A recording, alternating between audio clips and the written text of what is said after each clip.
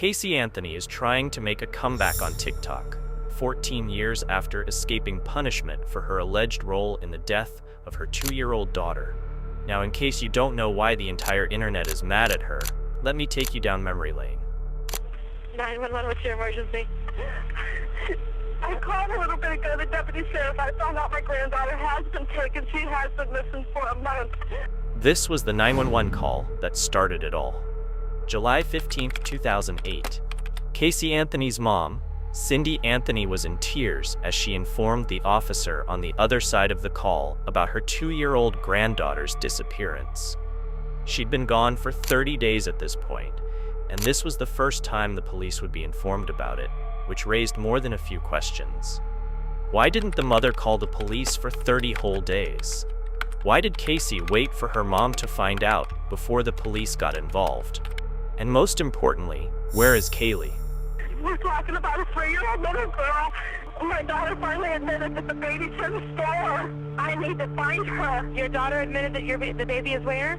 But the babysitter took her months ago. My daughter's been looking for her. I told you my daughter was missing for a month. I just found her today, but I can't find my granddaughter. She just admitted to me that she's been trying to find her herself. There's something wrong. I found my daughter's car today, and it smells like there's been a dead body in the damn car. To understand why Casey Anthony became the most hated woman in America, you might want to listen to her talk to the dispatch officer after her mom hands her the phone. Hey, Sheriff, they want to talk to you. Answer the question. Hello? Hello? Yes. Can you tell me what's going on a little bit? I'm sorry? Can you tell me a little bit what's going on? My daughter's been missing for the last 31 days. And you know who has her? I know who has her. I've tried to contact her. I actually received a phone call today, now from a number that is no longer in service. I did get to speak to my daughter for about a minute. Who has her? Do you have a name? Her name is Zenaida Fernandez Gonzalez. Judging by her tone, it's quite obvious that Casey didn't show the level of concern you'd expect from a mother whose child has been missing for a whole month. She isn't panicking. She isn't volunteering important information unless the dispatch asks first. And her tone is significantly different compared to her mom. While this wasn't enough to suggest that she had anything to do with Kaylee's disappearance, it definitely raised some eyebrows. But before we get too deep into the case, I should probably give a brief background on the whole story. And of course, I'd like to remind you that this entire video is made for educational purposes only. And all facts stated here were gathered on the internet to enlighten the public on a case I consider very important. I'll leave a couple of links in the description so you can do more research if you're interested. On June 16, 2008, Casey Anthony left her family home in Orlando, Florida, where she and Kaylee lived with her parents, George and Cindy Anthony. Casey had informed her mom that she was taking Kaylee to her nanny, Zenaida Fernandez Gonzalez, an interesting character that we'll get into much later in this case. However, the following day, Casey called to inform her mom that both she, Kaylee, and the nanny were on their way to Tampa for a work trip. For the next 30 days, George and Cindy tried reaching out to their daughter and granddaughter, but every time Casey picked up the phone, she would refuse to let them speak with her daughter, giving one excuse or the other as to Kaylee's location. That was until the 15th of July 2008, when George and Cindy got a call from the authorities, notifying them that Casey's car had been impounded. Apparently, the car was found abandoned in Orlando and towed away. But that's not the most interesting part. By the time George got to the impound site to recover the car, both he and the 2-yard manager noted a strong smell coming from the trunk, which they both believed was from human decomposition. But by the time they opened the trunk, all they found was a bag of trash. Once again, not enough evidence to jump to a conclusion, but you can definitely see why everyone later became suspicious of Casey.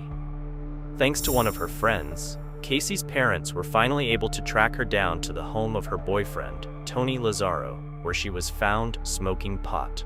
It was only then that Casey finally revealed to her parents that Kaylee had been missing for weeks, apparently kidnapped by the nanny, Zenaida Fernandez Gonzalez, forcing the mom to call the police to report the disappearance. According to Casey's version of the story, she'd left Kaylee at the nanny's apartment, who she apparently met through an ex-boyfriend named Jeff Hopkins. Casey claimed that Jeff had a son named Zachary, who was the same age as Kaylee, and that they were both watched by Zenaida, who she casually referred to as Zanny the nanny.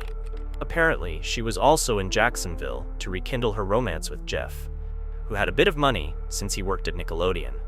Her mother confirmed this after she found a picture of a man and a boy on Casey's cell phone identified as Jeff Hopkins and filed under boyfriend.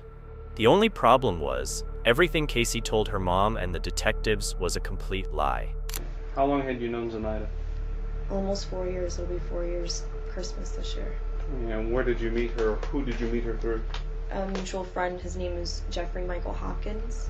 I met him at Nickelodeon at Universal, and I met her through him. She was his son's nanny at the time. Does Jeffrey still work at Universal? No, he does not. How long has it been since he left? About 9-10 months, give or take. He moved up to North Carolina for a short time and moved down to Jacksonville within the last 3 months. How would you characterize your relationship with Miss Anthony? More or less acquaintances. Weren't very good friends? Not very good friends. Did you ever work at Universal Studios? I did.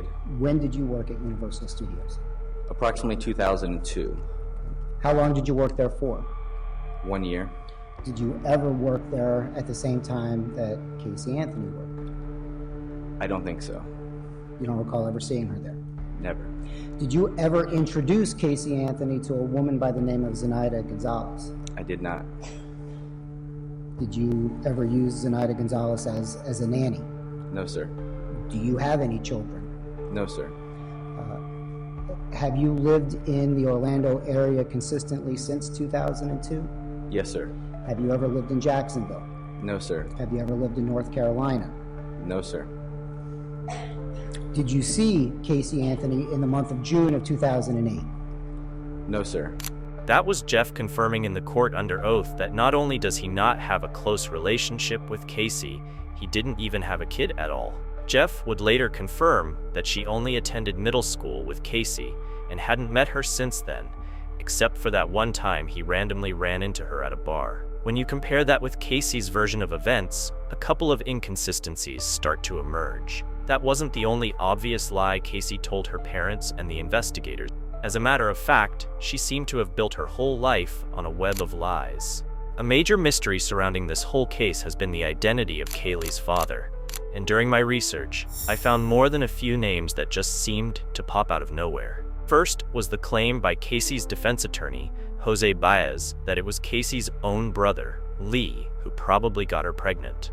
That was later proven to be false by the FBI. But before all of this chaos, Casey dated a man named Jesse Grund, who immediately assumed the role of an expectant father as soon as Casey got pregnant. Once again, the only problem was, Casey was already pregnant before they started dating, which meant that he couldn't possibly be the father. Jesse knew this, but for some reason, he believed there could be a slight chance he was actually Kaylee's dad, and for the first 1 or 2 years of Kaylee's life, Jesse played the father figure. That was until a paternity test confirmed that he wasn't actually the father, leaving the young man heartbroken. However, Jesse isn't the only fascinating character in this story. There was also another man named Eric Baker, who Casey told her mom was Kaylee's father, although no one in Casey's family ever met the man. Apparently, Baker was married and had another child, and just before they could arrange a meeting, Baker tragically passed away in a car crash. Not surprisingly though, there's no actual proof that Baker actually existed, or that he and Casey ever had a close relationship, which is interesting because another name also came up during my research with a very similar story. Jesus Ortiz. As the story goes, Ortiz was a 21-year-old who dated Casey in 2007 before he also tragically died. After he was publicly named as Kaylee's possible father during the trial, even Ortiz's family was shocked as Casey never mentioned the possibility of Ortiz being the father to him or his family. But paternity mystery aside, Casey's web of lies only went deeper and deeper. Remember how Casey claimed to have worked at Universal Studios under a boss named Thomas Manley, where she became friends with a colleague named Juliette Lewis, who had a daughter named Annabelle? Well, none of those people ever existed. As a matter of fact, she never really worked at Universal Studios. a fact she wouldn't admit until the investigators asked her to take them to her former office on July 16th. But not before taking the officers on a wild goose chase through a 20 to 30-minute trek across the studio. And by the time they reached the end of the line, Casey put her hands in her back pocket and casually announced that she didn't actually work there. You would agree that, considering the context of the situation, it looked like Casey was really trying to hide something. Tired and definitely pissed off, the detectives took her into a conference room to find out what that was, and that was when this interesting exchange took place. Since I left you this morning, I've gone to every address that you've told me.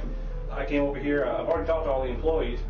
I found out all these names that you're giving me are people that either never worked here or have been fired here for a long time ago. Okay, so where we are right now is in a position that doesn't look very good for you. Because obviously, I know, and you know, that everything you've told me is a lie, correct? Not everything that I told you. Pretty much everything that you've told me, including where Kaylee is right now. That I don't know where she is. Sure you do. And here's, absolutely listen, do not know where she let me is. explain something. Looking at you, I know that everything that you've told me is a lie. I am very confident, just by having talked to you the short period of time, that you know where she is. I legitimately have not seen my daughter in 5 weeks. I didn't let anything happen to her, except I trusted her with somebody that had been taking care of her, that had been taking good care of her. Someone that she was comfortable with, that I was comfortable with. What about Jeff? You said Jeff worked here until about 2 months ago? No, he hasn't worked here for quite a while. 10 months? How long? It's been at least 10 months. Okay. He got fired in 2002. He hasn't been an employee here since 2002.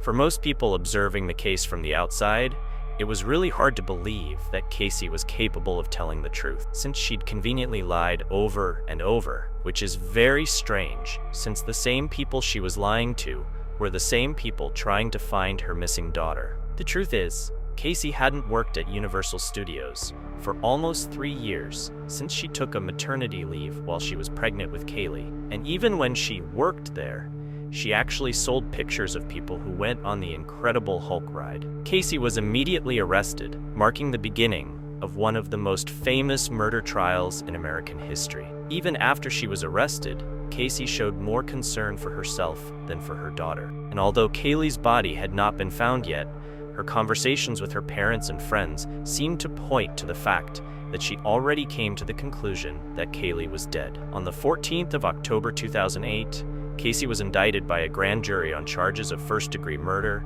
aggravated child abuse, aggravated manslaughter of a child, and 4 counts of providing false information to the police. On October 28th, Casey was arraigned, and of course, she pleaded not guilty to all charges. At first, the prosecutors tried to seek the death penalty, but that didn't work out. The case took a whole new turn on the 11th of December, 2008, when a meter reader named Roy Kronk found a laundry bag near the Anthony family residence. Inside was the skeletal remains of Kaylee Anthony, alongside a blanket. Duct tape was also found near the front and mouth of Kaylee's skull, which was a pointer to the nature of her death. As soon as the media found out that Kaylee's body had been found, the entire case snowballed out of control. According to the medical examiner, Kaylee's cause of death was listed as homicide by undetermined means, which can be interpreted as Kaylee was murdered, but no one knows how it was done. There were a couple of theories, though. According to the prosecution, Kaylee had allegedly ended her own daughter's life by giving her chloroform and applying duct tape to her nose and mouth. Why? Probably because she wanted to be free from parental responsibilities. Of course, all of this was determined by circumstantial evidence and not actual hard proof. For context, here's a list of the things Casey allegedly searched on her computer just before Kaylee disappeared. There's also more than enough proof out there that Casey went on a partying spree after Kaylee disappeared, all while telling her parents Kaylee was okay. She also got this tattoo that read, Bella Vita, which means beautiful life, all while allegedly knowing that her child was dead. And in one of her journey entries during this period, she wrote, "I have no regrets, just a bit worried. I just want for everything to work out okay. I completely trust my own judgment, and I know that I made the right decision. I just hope that the end justifies the means. I am finally happy. Let's just hope that it doesn't change." In her defense, Casey's lawyer claimed that Kaylee had actually drowned accidentally in the family's swimming pool, and that it was actually Casey's father, George, who disposed of the body. Her lawyers also argued that her obvious lack of concern or emotions throughout the case was because of the abuse she allegedly suffered from her father and brother. This was never proven. Surprisingly, though, her defense actually worked, and believe it or not, Casey won the case. On the 5th of July, 2011, a jury found Casey not guilty of first-degree murder, aggravated child abuse, and aggravated manslaughter of a child. However, she was found guilty of 4 misdemeanor counts of providing false information to a law enforcement officer. The mood in the courtroom after the verdict was announced was echoed all over America, as Casey instantly became the most hated woman in America. Since she'd spent quite some time in prison during the trial, Casey was released from prison on the 17th of July 2011, with credits to time served. 2 of her misdemeanor convictions were also thrown out on January 25, 2013, and she's been a free woman since then. Sure, she'd had to face some lawsuits, including one filed by Fernandez Gonzalez, and while Casey has tried to keep a low profile since then, she would come out years later to accuse her father of being responsible for Kaylee in a series of documentaries, before finally trying to make a comeback on TikTok a few days ago. Deservingly, she's facing major backlash, and there's currently a petition to take away her platform. But will she face the wrath of internet justice? We'll have to wait and see.